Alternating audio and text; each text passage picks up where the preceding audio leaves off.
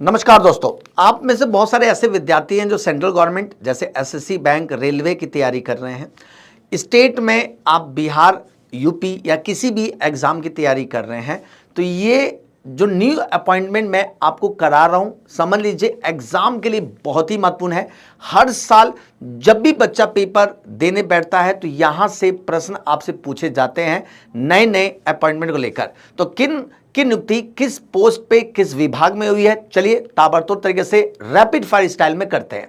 तो पहला प्रश्न है आपके सामने है यहां पर जुलाई 2026 में, जी हां, धर्मेंद्र प्रधान के इस्तीफे के बाद भारत के शिक्षा मंत्रालय का अतिरिक्त प्रभार किसे सौंपा गया है, ये आपसे पूछ सकता है। तो अनुराग ठाकुर है, प्रहलाद जोशी है, पीयूष गोयल है, अमित शाह है। तो इसका उत्तर क्या? तो बिल्कुल से प्रहलाद जोशी। आगे बढ़ें।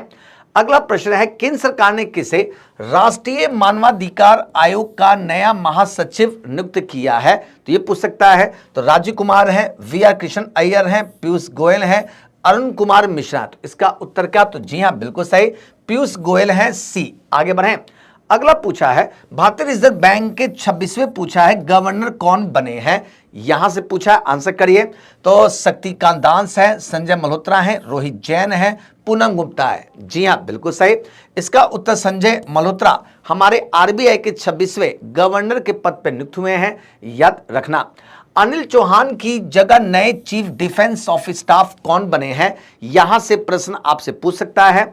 तो उपेंद्र द्विवेदी है, धीरज सेठ है, एस.एन. राजा सुब्रमण्य है या संदीप जैन है। नए सीडीएस का अपॉइंटमेंट हो चुका है, बिल्कुल सही, सी इज द राइट आंसर, यानी एस.एन. राजा सुब्रमण्य बने हैं, याद रखना। चलिए अगला प्रश्न है, एस सोमनाथ के बाद भारतीय अंतरिक्ष अनुसंधान संगठन के 11वें अध्यक्ष यानी इसरो के अध्यक्ष पूछ रहे हैं कि 11वें अध्यक्ष कौन बने हैं? बिल्कुल सही है, इसका उत्तर वी नारायण है। वी नारायण इसरो के अध्यक्ष के पद पर नियुक्त किए गए हैं। अगला प्रश्न है, अनुच्छेद 148 के तहत भारत के नए नियंत्रण एवं लेखा महापरीक्षक के पद पर किसको नियुक्त किया गया, यानी कैग की नियुक्ति पूछी जा रही है।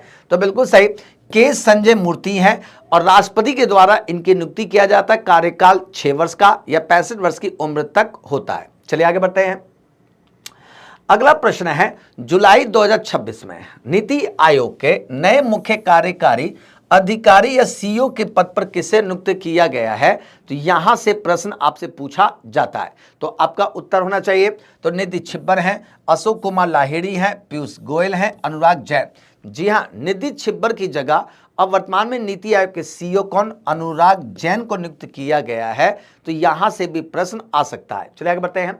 अगला पूछा है, भारत के 26वें मुख्य चुनाव आयुक्त चीफ इलेक्शन कमिश्नर की बात कर रहे हैं, हमेशा चर्चे में रहते हैं, यहां से प्रश्न आ सकता है।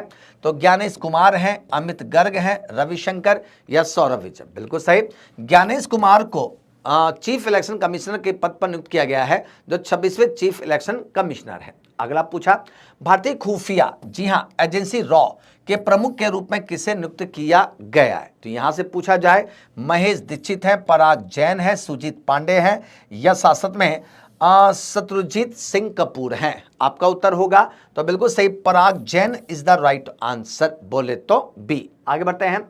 अगला पूछा है, जून 2026 में भारत के नए सेना प्रमुख के पद पर किसे नियुक्त किया गया है? तो यहां से आ सकता है। तो धीरज सेठ है, उपेंद्र द्विवेदी है, मनोज पांडे है, संदीप जैन है। आपका उत्तर बिल्कुल सही, तो धीरज सेठ को एज ए नए सेना प्रमुख के पद पर नियुक्त किया गया है। दोस्तों रैपिड फायर स्टाइल में है, फटाफट तेजी से आपका रिवीजन होगा। अगला पूछा है, जैसे भारतीय रिजर्व बैंक के 26वें गवर्नर कौन बने हैं, अभी जस्ट बताया था। तो बिल्कुल सही, संजय मल्होत्रा को इस पद पर नियुक्त किया गया है। आगे बढ़ते हैं। भारतीय क्रिकेट कंट्रोल बोर्ड बीसीसीआई के नए अध्यक्ष के रूप में किसे नियुक्त किया गया है? यहां से प्रश्न आए तो रोजर बिन्नी, जय शाह, मिथुन मनहास, सौरव गांगुली। बिल्कुल सही, मिथुन मनहास को ऐसे नियुक्त किया गया है, बीसीसीआई के ऐसे अध्यक्ष के पद पर नियुक्त किए गए हैं।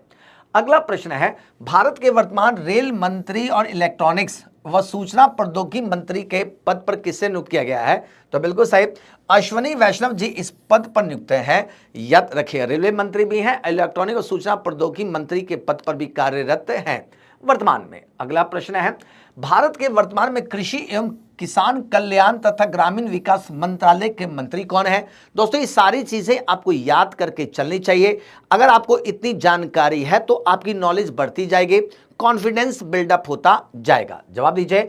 तो Shivraj Singh Chouhan is the right answer, हमारे वर्तमान में क्या है? कृषि मंत्री हैं। अगला प्रश्न है, भारत के वर्तमान में स्वास्थ्य और परिवार कल्याण और रसायन उर्वरक मंत्री कौन है? मनसुख मांडविया है, जेपी नड्डा है, चिराग पासवान है, हरदीप सिंह पुरी हैं। काफी ज्यादा सोनम वांगचुक का जो आंदोलन हुआ था उसमें ये मंत्री काफी ज्यादा चर्चे में थे। तो स्वास्थ्य और परिवार बिल्कुल सही, तो JP Nadda is the right answer यानी बी। आगे बढ़े। अगला, भारत के वर्तमान में सूक्ष्म लघु और मध्यम उद्यम मंत्री कौन है? ये आपसे पूछ सकता है। तो जोएल ओराम है, जीतन राम मांझी है, एसडी कुमार स्वामी है, सीआर पाटिल हैं। तो बिल्कुल सही, जीतन राम मांझी है, याद रखिएगा। चलिए आगे बढ़ते हैं। अगला देखा है, भारत के 15वें उपराष्ट्रपति के पद पर किसे नियुक्त किया गया? जो राज्यसभा के पदेन सभापति भी होते हैं। तो आपका उत्तर क्या होगा? तो बिल्कुल सही, सीपी राधाकृष्णन हमारे क्या? तो उपराष्ट्रपति हैं वर्तमान में। चलिए अगला प्रश्न है, भारत के 53वें मुख्य न्यायाधीश के पद पर किसे नियुक्त किया गया है? इनकी नियुक्ति राष्ट्रपति के द्वारा किया जाता है। बिल्कुल सही है, तो न्यायमूर्ति Suryakant is the right answer, बिल्कुल सही। आगे बढ़ते हैं।